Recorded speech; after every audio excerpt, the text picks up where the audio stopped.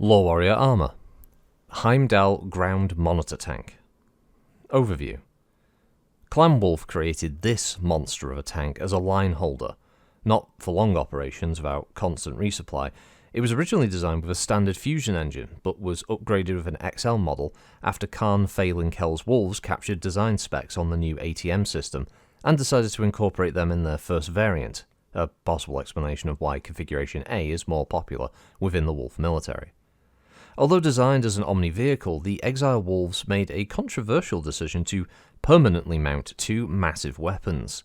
Some critics believe that this is due to their still limited facilities on Ark Royal. Others maintain that the Heimdall was not originally meant to be an omni-vehicle at all, and by the time that clan scientists saw the potential of the advanced ATM system, it was too late to change this feature. Capabilities. The Heimdall boasts an XL fusion engine, traditionally uncommon for any vehicle and exceptionally so for a clan design.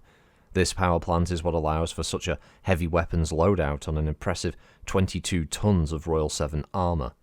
Two massive LB-10 autocannons are permanently mounted in the front, feeding out of a large munitions bin protected within the vehicle's body. 21 tons of additional pod space, 15 of that in the massive turret, allow the Heimdall to threaten battle mechs as well as other assault vehicles. The Heimdall's primary configuration mounts a heavy large laser and 3 streak SRM-4s in the turret. The SRM ammunition and additional heat sinks are buried within the belly of the beast, well protected. The Alpha configuration downgrades the heavy laser to a medium, and also places 2 ATM-12 racks in the turret in exchange for the short-range missiles of the primary variant. 6 tons of ammunition for the advanced tactical system provide barely adequate stores, however. Deployment.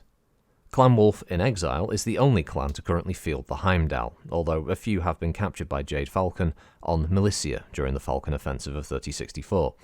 2 more of this design were also seen deployed with the Kellhound's 1st Regiment, though all indications are that clan warriors were still in possession of the tank and were simply training alongside the mercenaries. Likewise, rumours abound that the Steel Vipers are testing a version of this tank on Vinton, but to date no one has received confirmation of these reports. So the Heimdall is a 95-ton assault tank. Its movement is tracked, and its power plant is the 2nd grade 285 XL.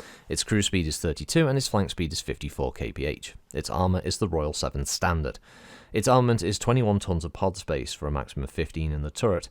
It's manufactured by WC Site 4, and its communication system is a K9 communication system. Targeting and tracking is the Hunter 2 dedicated TTS. This means that it has a cruise speed of 3, its flank of 5, with 10 heat sinks needed. Its fixed equipment then is a pair of twin LB-10s with 30 rounds of ammo. Weapons for the primary configuration is the heavy large laser in the turret with 3 streak 4s also located in the turret, with 75 rounds of ammunition in the body and an extra 8 heat sinks to keep it cool. Alternate configuration A is 2 ATM-12s with 30 shots, but between those, with a heavy medium laser in the turret. It's well armed. It's quite deadly. It's also very ugly. It's an interesting idea. The background is different. I mean, it's at least unique in the fact that it is an omni-vehicle with fixed heavy weaponry, which isn't bad. Obviously, the fact that it's also body-mounted LB-10s as well, rather than turret-mounted, makes some sense because it means that, yes, the turret is an omni equipment piece that can be literally lifted out of position if need be, for the other one with the missile feed systems and that being in, or just being able to pull out obviously the barrel of one to install the heavy medium laser of the other with the other weapon system. So it's not bad.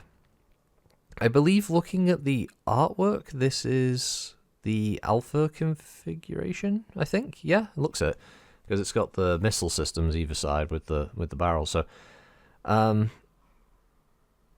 yeah, because the standard one is the heavy large. Oh, with 3 streak 4s? Oh, no, this is the heavy large laser version, sorry, yeah, because those are the 3 streak 4s on the side of the turret there. Okay, yeah. So, it's a chunky boy, it's an odd looking thing. I do like the nod of little ERA packs underneath the barrels, which is a nice touch on the art. I don't hate it, but I don't see this being popular for people to pick up. I imagine as a lead mini, this thing would weigh a fucking ton as well. Definitely wouldn't want to drop it. That's for sure. Have any unprotected toes? That's for sure. You probably lose one and drop that bastard. But yeah, it's not terrible. It's unusual. Also, the naming, the Heimdall, is it? As soon as I saw it, I thought it was going to be another Ghost Bear Dominion vehicle. Another one of these out. We've got a new outreach program. We've got this one. But the Drauselhagins would definitely love us now. Come on, my fellow compatriots of the clans. Let's go make our bloodline more pure. It's they'll love it, but no, apparently it was made by the wolves. So okay. Oh, sorry. Well, the wolves in exile, because that whole fucking debacle. But on the other hand, we have a tank that it doesn't care how ugly it looks. It's gonna fuck you up if you get in its range. Plenty of ammo. 30 shots is more than enough for the 2 LBs. That's 15 per each, and you can have one that fires cluster and one that fires solid shot munition, just to really make your life miserable. And then a heavy large laser is pretty nasty. Triple Street Force when it just decides to get up close and personal just to finish the target off. The ATM-12 version arguably is probably a bit more deadly. Obviously, combined with the LBs, it means that it's more of a mid-range fighter, but that's fine. The vehicle's got more than enough armor. 106 points on the front, 70 on the sides, 47 on the rear, and 59 on the turret. That's a lot of armor.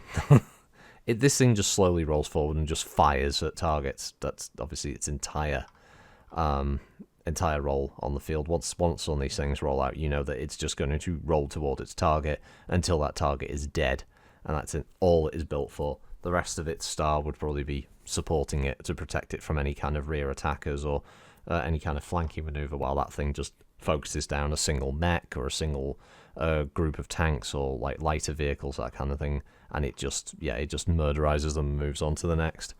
Very much a slow-moving executioner of the field, let's say. So, yeah, not bad. That does conclude the tanks, though, for Technical Readout 3067. I know many of you are probably bored about hearing about armoured vehicles, but the next batch of recordings will be Battle Mechs. We'll be going to the Inner Sphere again, and we will be starting with the terrible-looking, absolutely fucking disgusting-looking Redshift, but yeah, artwork was not the strong point of this Technical Readout, as most of them were later on. They did kind of lose a lot. But yeah, until then, I'll catch you all next time. Thanks for listening, as always, and have a good week, and I'll see you then. Bye-bye.